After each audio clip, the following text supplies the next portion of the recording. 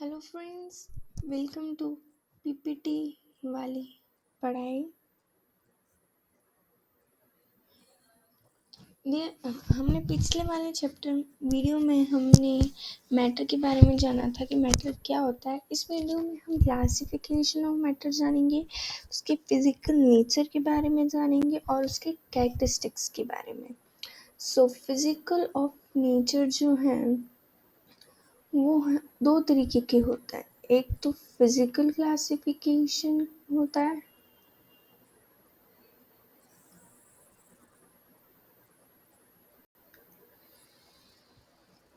oh my hand is very big, and chemical classification।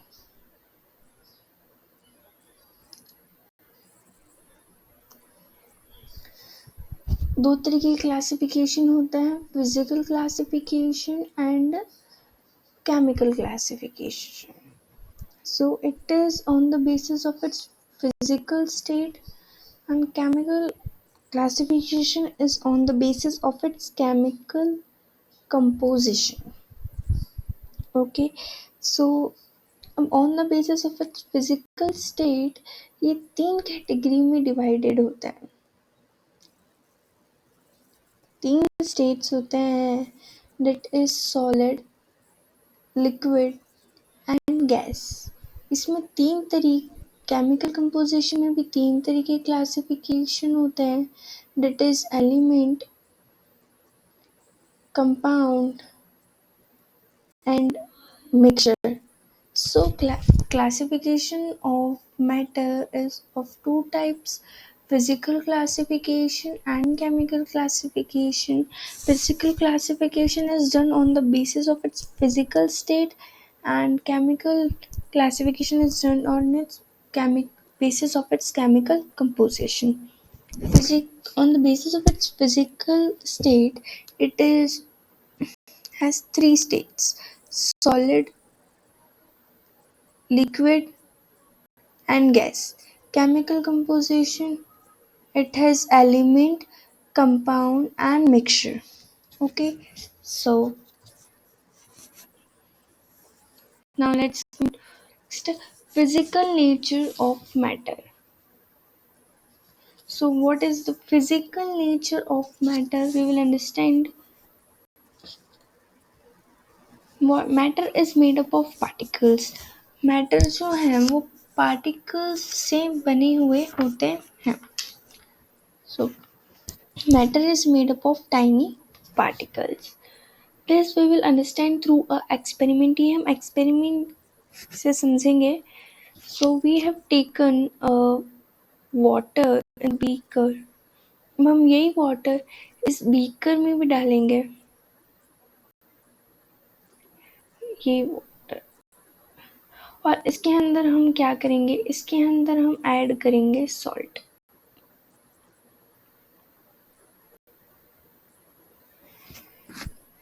पानी डालने के बाद हम इसमें salt ऐड करेंगे और फिर इसको stir करेंगे.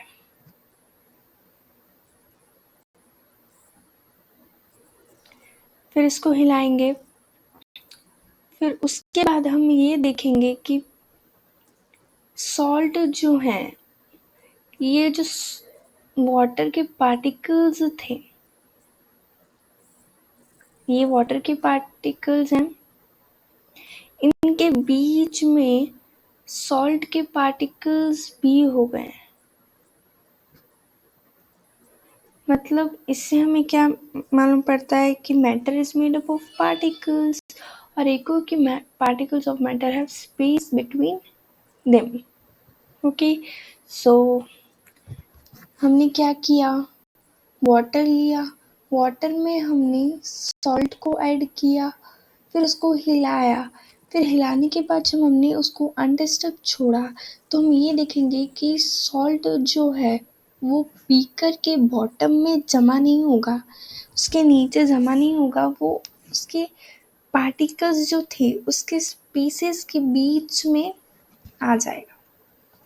अब ये हमारा नेक्स्ट टॉपिक है कि particles of matter space between them. ये टॉपिक है कि particle matter is made up of particles. तो कि सॉल्ट जो है वो पार्टिकल से बने हुए हैं। तो when we dissolve salt in water the particles of matter get into the spaces between particles of matter. Okay, तो अब हमको ये मालूम पड़ गया कि मैटर में बीच में स्पेसेस होती हैं और ये जो सॉल्ट के पार्टिकल्स जो हैं वो वाटर के स्पेस में डिसॉल्व हो चुके हैं, यानी कि वाटर में सॉल्ट डिसॉल्व हो चुका है। Now our next is how when we dissolve salt in water, the particles of salt get into the spaces between particles of water. Okay, so how small are these particles of matter? ये जो particles of matter हैं वो कितने छोटे हो सकते हैं? तो अब ये भी हम एक एक्सपेरिमेंट से समझेंगे. So this will clearly understand through experiment. अब ये एक्सपेरिमेंट से समझेंगे तो हमने क्या किया है, इसमें हमने 100 ml ऑफ वाटर लिया है. What? 100 ml of water.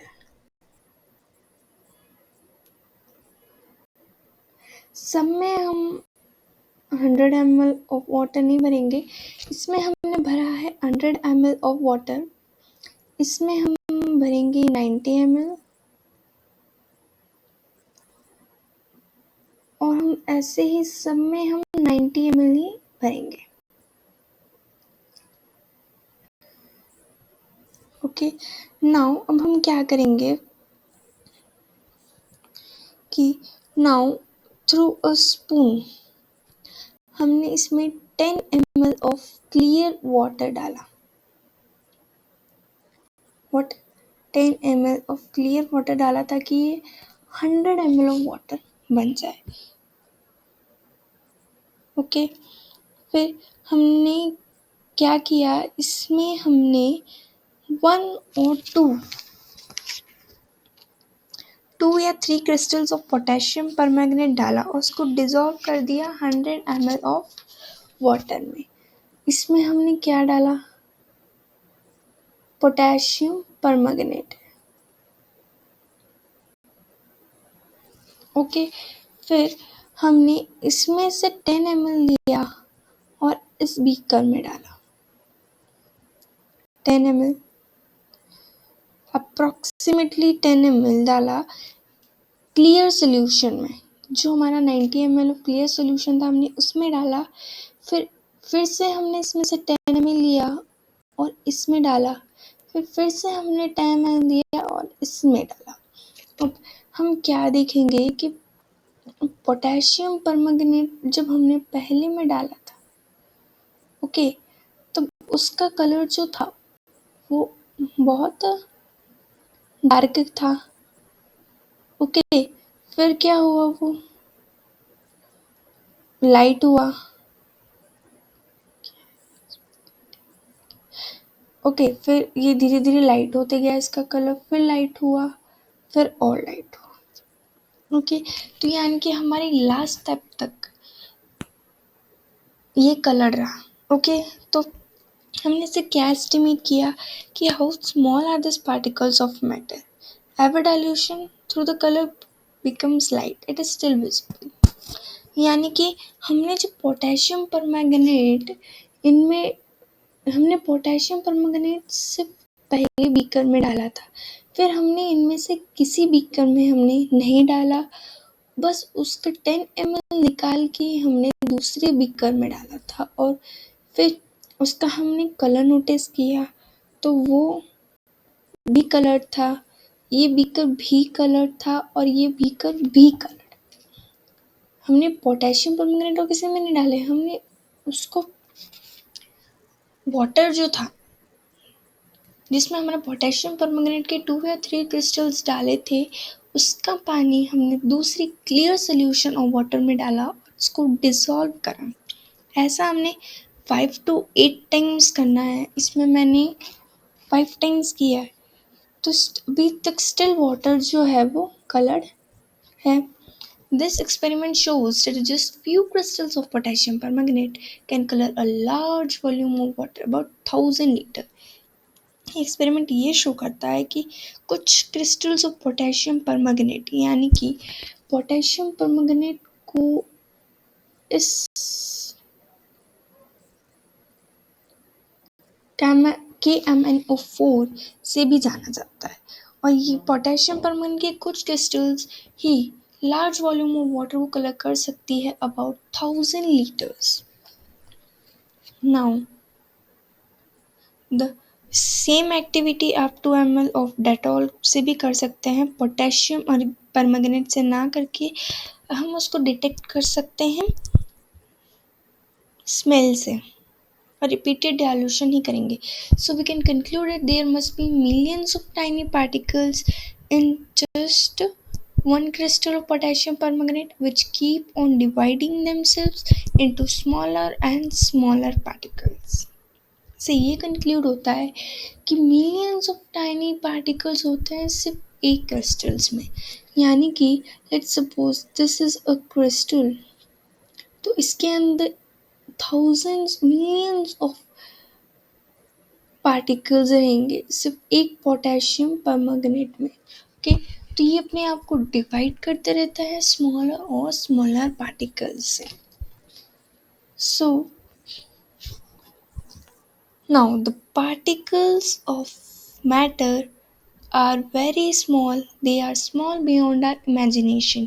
Particles of matter इतने छोटे होते हैं कि वो हमारी imagination से भी कई छोटे.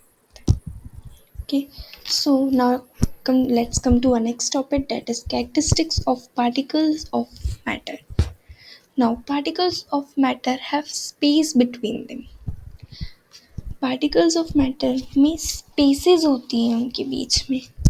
Like this is a gas in which it is space between particles. In liquid, it is less than liquid. It is less than gas. In solid, it is no space between them. The space is very less that they can only vibrate themselves.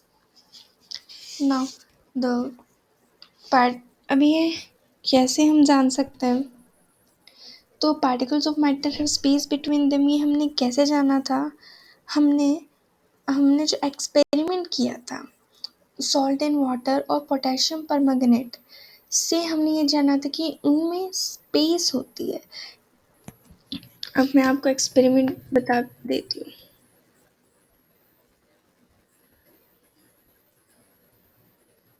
This is experiment. इसमें potassium permanganate जो है water के बीच में settle हो गया था क्योंकि उसके बीच में स्पेसेस थी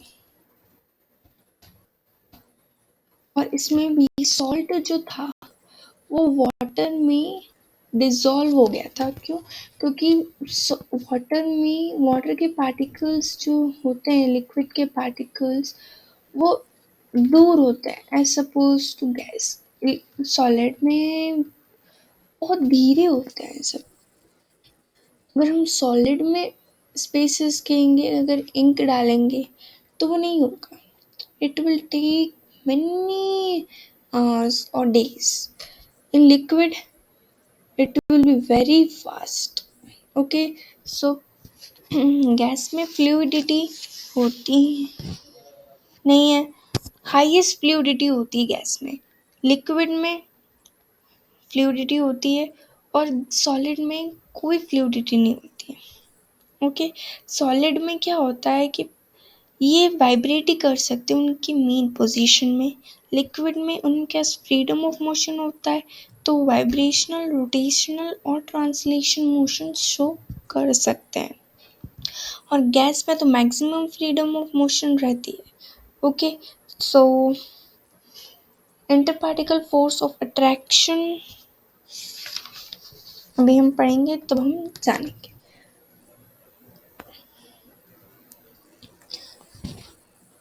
तो ये हमने एक्सपेरिमेंट से समझ लिया था, सॉल्ट एंड वाटर जो हमने एक्सपेरिमेंट किया था, और potassium permanganate. Particle of matter are continuously moving. Particles of matter जो होते हैं वो कंटिन्यूसली मूव करते रहते हैं. So particles of matter continuously moving, that is, they possess what we call the kinetic energy. Particles of matter जो होते हैं वो कंटिन्यूसली मूव करते रहते हैं, इसीलिए वो पोजेस करते हैं काइनेटिक एनर्जी. एनर्जी प्रोसेस करते हैं जिसे हम कहते हैं काइनेटिक एनर्जी. तो अब ये भी हम किसी एक्टिविटी से देख सकते हैं कि इंसेंस स्टिक को जब हम हमारी क्लास के कॉर्नर में रखेंगे, उसको बिना जलाए जब देखेंगे कितनी दूर तक स्मेल आती है तो वो नहीं आएगी. बट जब हम उसको इंसेंस स्टिक की मदद से लाइट करेंगे, इंसेंस को लाइट करेंगे, तो बहुत दूर तक उसकी स्मेल आएगी. क्यों? क्योंकि पार्टिकल्स ऑफ मैटर जो हैं वो मूव करते रहते हैं. ओके, सो ये आप अपने घर में भी एक्टिविटी कर सकते हैं. तो अब हम पढ़ते हैं काइनेटिक एनर्जी के बारे में कि व्हाट इज काइनेटिक एनर्जी. सो ये तो हमने मान लिया कि पार्टिकल्स ऑफ मैटर जो कंटिन्यूसली मूव करते रहते हैं तो वो काइनेटिक एनर्जी को मानते हैं.